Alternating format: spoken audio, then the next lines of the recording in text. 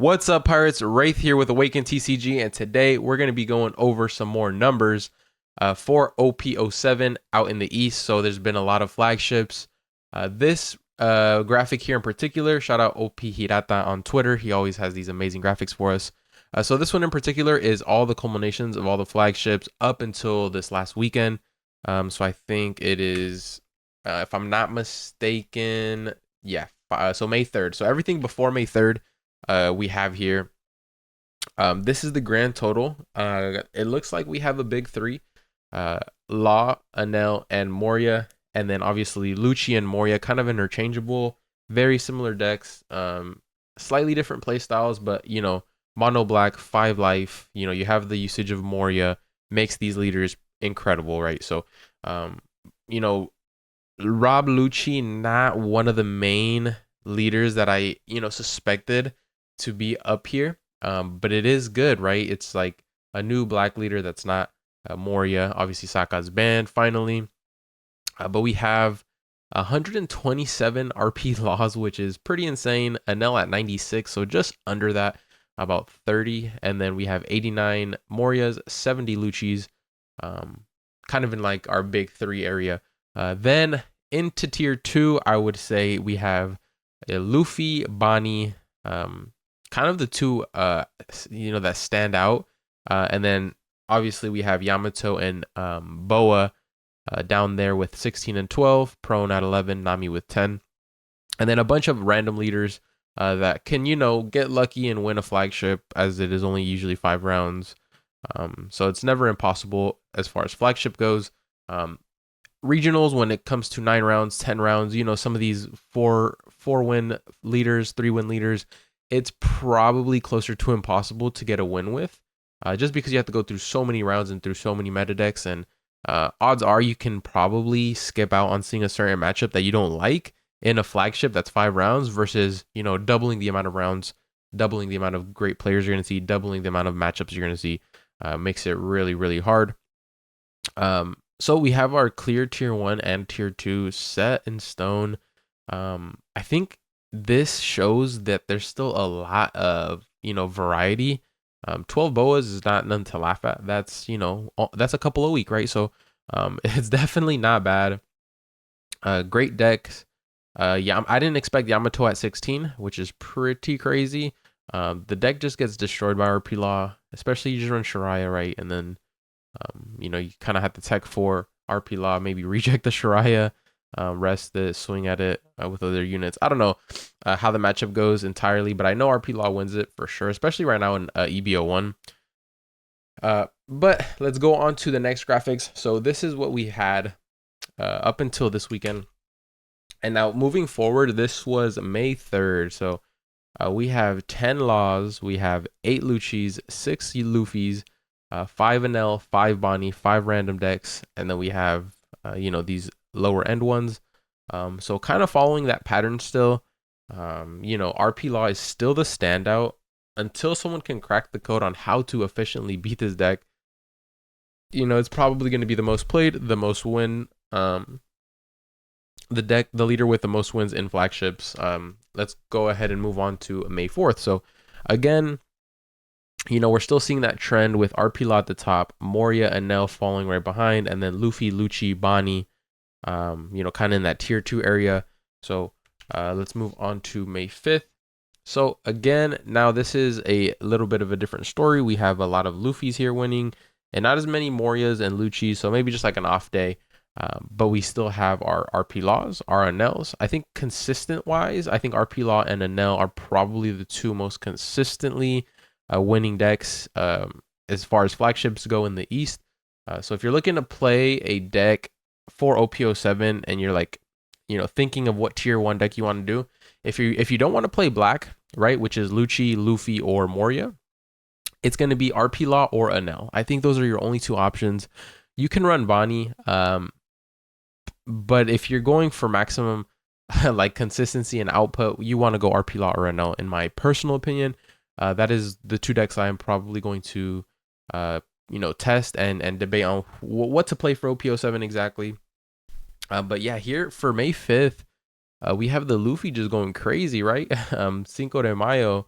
Luffy buff, right? So 13, one over the Anel and or one over the RP Law, and then Anel at 7.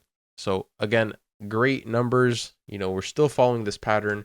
Let's go to our last day here. This was May 6th, so this was yesterday.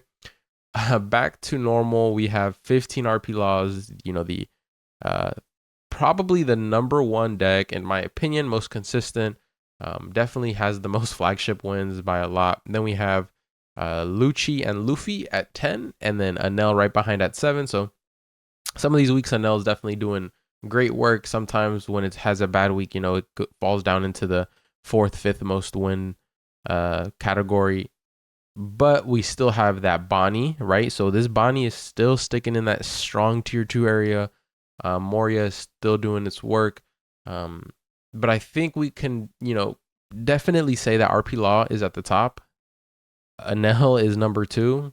And then in that number 3 range, it's, you can group up the 3 black decks. Or if you want Lucci and Moria and then Luffy close behind. But yeah, I mean, the East meta is very diverse. Like if we take a look here, how many leaders actually won a flagship this week? 1, 2, 3, 4, 5, 6, 7, 8, 9, 10, 11, 12 different leaders. Again, 1, 2, 3, 4, 5, 6, 7, 8, 9. 9 different leaders. 3, 6, 9, 10, 12 different leaders. 3, 6, 9, 10, 11, 12. Again, so we're getting a wide variety of decks winning flagships. It's not like they're, only these 3 decks are winning. It's like, these 3 decks are taking the majority of the slots, but then we have a wide variety of decks that can still hit that threshold and, win flagships. In previous sets, it'd be like, oh, we saw one iceberg win for the entire set. That's not the case. If we go back to this first graphic, we have a bunch of these outliers at 1 wins, 2 wins, 3 wins, where before for a whole set, we'd have 2 leaders maybe getting 1 win, and then that would be it. So as you can see here from these charts, we definitely have a solid tier 1, tier 2, but that's not to say that the tier 3 decks now aren't at a power level where they can just, squeeze out these wins regardless. I feel like we're getting to a point where even the worst decks, or quote unquote worst decks, just don't have enough testing and can definitely still improve, right? We have so many leaders and so many new support. There's probably still decks out there that have not been solved yet that can definitely do damage, and people are just unaware because they don't want to test. They want to play what's good and what's already known. So we're getting to a point where testing is definitely, even though we have separate metas from the East and the West, it's, we're 2 sets behind.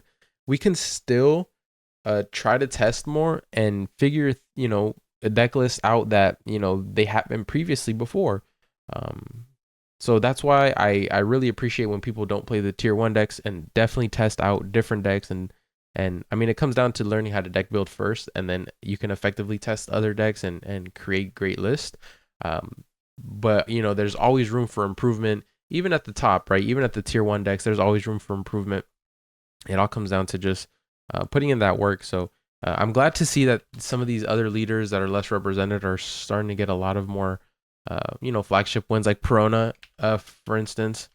We had 3 wins, 4 wins on Perona, 2 wins, 2 wins. So, it's consistently getting a couple wins every week with that new list that people started cooking up. Is it the best tier 1? No. Is it strong? Yeah, it's definitely strong. So I like the way the meta is heading. OP08 is going to bring a whole new side of things, right? With a whole new set, all brand new support. So these cards that are being released can always go into a older leader and just surprise everybody with a crazy list. So I'm excited for it. So like even here we have a Reiju getting 1 flagship. Do you think that Reiju saw a RP Law?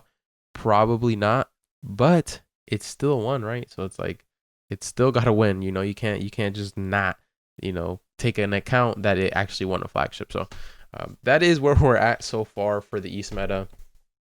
RP Law, Anel, Moria in tier 1. Tier 2, we have Lucci, Black Yellow Luffy, and Bonnie. So then we have just under maybe like tier 2.5.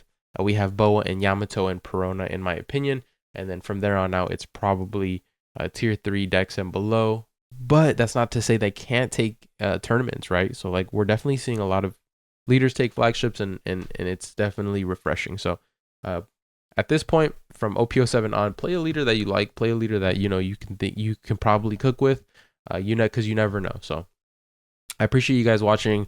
My guy that's gonna give me the boxes for my giveaway finally shipped them out, so I'll have them this week. So by the end of this week, we can give those out to you guys. So I apologize. Anyways, thank you guys so much for all your support. Like this video, comment down below, subscribe to our channel, and I'll see you guys on the next one. Peace.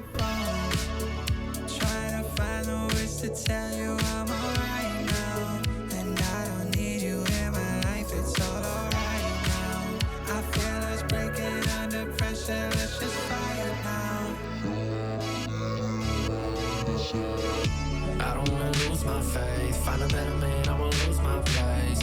I don't wanna lose my place, finally got faith on the waste of cake.